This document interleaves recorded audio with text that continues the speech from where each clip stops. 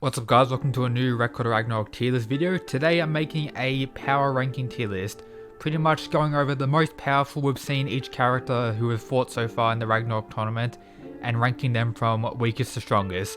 Not just considering raw power, every hacks they have and everything they have demonstrated during the manga Record of Ragnarok. Now let's go.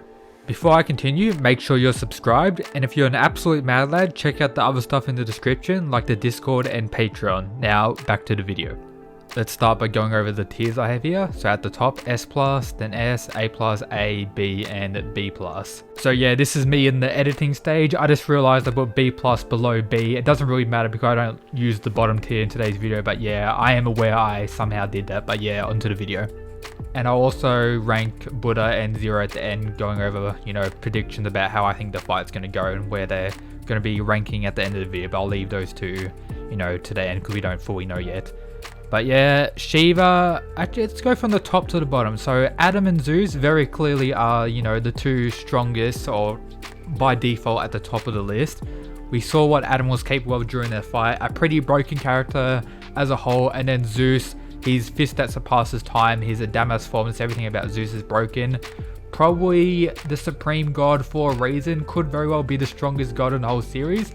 I do have faith in Odin possibly being on his level as well, and maybe Buddha with what's going on, but so far Zeus is definitely the strongest god we've seen have a fight so far, and Adam was of course very close to him and probably still the strongest human we've seen so far, mainly due to the eyes of the Lord and how broken that truly is. In the S tier, I'm going to have Sasaki Kojo. This is, at the end of the fight where he defeated Poseidon with, his final, evolution or, development during that fight, you could say, where he pretty much rolled Poseidon at the end. I do think Adam is not quite a bit, but a tier above Sasaki at his peak during that fight. But of course, Sasaki during his peak is monstrous and worthy of S tier.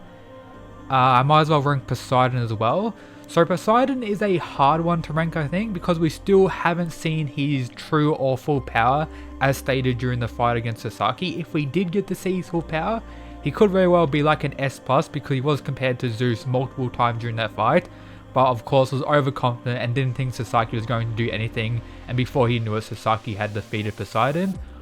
I could very well put Poseidon in A+ due to Sasaki, dominating him at the end of the fight so easily, but I'm going to give him the benefit of the doubt and put him in S as well. And with all the insane statements he got throughout the series as well, he might as well just be an S tier. A+, I'm going to place... Actually, also in S tier, I'm going to put Thor as well, and I'm going to put Lubu in A+. See, these two are pretty interesting. We know they had a pretty close fight, and Thor pretty much destroyed Lu in the final clash between the two of their ultimate techniques. But my biggest issue is Thor not really taking any damage during the fight. If he took maybe a little bit more damage and it was closer, we could kind of get an understanding of how strong Thor truly is. But he kind of defeated, Lu without getting pushed to the limit like many of the other fighters. That's why it's kind of hard to rank for, and I'm going to give him the benefit of the doubt and put him in S tier. Is he above Poseidon or Sasaki? I'm not 100% sure. You can argue for either way, but nothing's really fully proven between these three, so I'm just going to put 4 at the end there. Let's rank Hercules. So Hercules, I believe, is pretty underrated. A lot of people, including me in the past, have said Hercules is like the weakest god. I don't think he is. I think he's very impressive considering the amount of damage and stuff he survived during his Jack the Ripper fight, the amount of, destructive power he demonstrated during that fight as well. And pretty much he's just a beast all around with all these laser hacks, insane raw power, insane tankiness. Whether or not he's above Lu is pretty debatable. I think I've done a what if battle on these two, and I did say Lubu would win, but it's very possible that Hercules could win. And I'm not really too sure about these two. Let me know your thoughts down in the comments between these two, which you think is truly stronger. But, Thor kind of got done dirty in his Jack the Ripper fight. If it was a regular arena, he would have destroyed Jack the Ripper.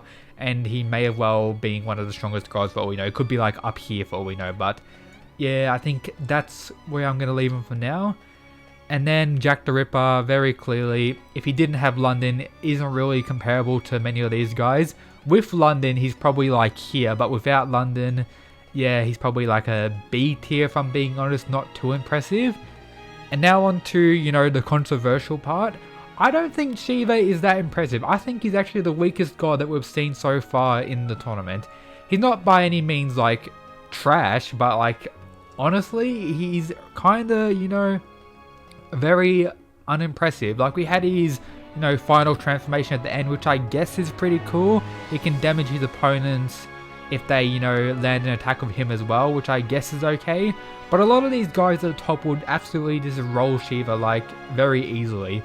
And I'm even willing to say like the likes of Hercules and Weeb would probably be able to beat Shiva as well. And a similar thing can be said for Raiden as well. Raiden was pretty impressive with his attacks, but still compared to the other gods, not so much in my opinion. And I'm honestly going to put Shiva and Raiden in the A tier. I could maybe argue Shiva in his transformation could go like here, and some people are going to argue like Shiva's like god tier, which of course he really isn't based on what we got from him during their fight.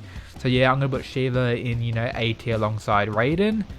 And now on to some predictions. So Zero, he's already got hyped up quite a bit by some of the other gods watching, showing his raw, you know, power being pretty impressive. And by the end of the fight, I wouldn't be surprised if he's at like S tier. I doubt he's above these three, but just breaking into the S tier, I would kind of see that happening, considering it's multiple lucky gods fused together and it's, you know, the true lucky god. But based on what we've seen so far, he's probably an A+, maybe the top of the A+. But I wouldn't be surprised if he ends up being an S, or maybe even double or S+, which would be insane. But for now, I'm going to put him in A+, but I'm not 100% sure on Zero at this point.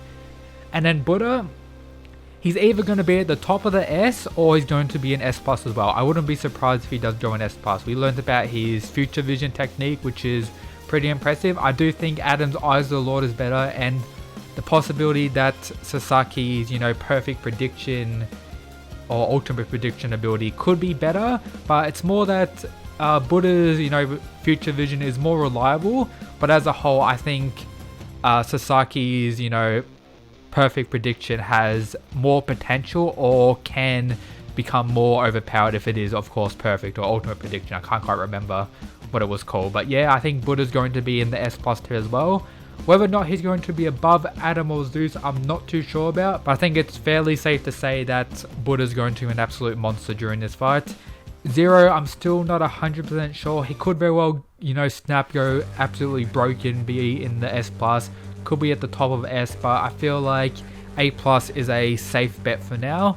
It's possible for a character in the lower tiers to defeat a character above them. For example, Shiva in his transformation could very well defeat the likes of Hercules or Lubu maybe, but honestly, based on what he demonstrated, he wasn't too impressive. Raiden with his, you know, ultimate sumo techniques could do some decent damage to some of them, but still, I don't think he's going to do nearly enough damage to take down the likes of Hercules, and that's why I have those two a tier below these absolute beasts. But yep, that's, you know, my ranking for today's video. Hope you enjoyed. If you did, make sure to subscribe. If you want to talk more or, you know, argue about my ranking, make sure to join the Discord, linked in the description.